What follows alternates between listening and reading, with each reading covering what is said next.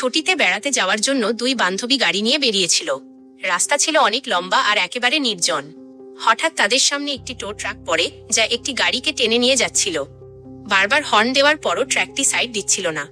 অবশেষে রাস্তা একটু চওড়া হতেই তারা ট্রাকটিকে ওভারটেক করে সামনে বেরিয়ে যায়।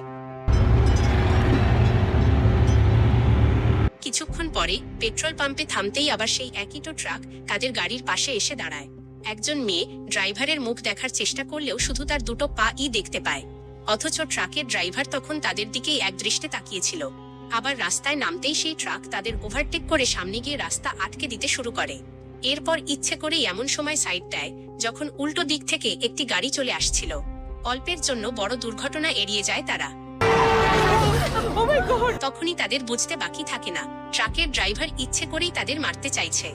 তারা ট্রাকের নম্বর লিখে পুলিশে ফোন করার চেষ্টা করে, কিন্তু মোবাইলে কোনো নেটওয়ার্ক ছিল না।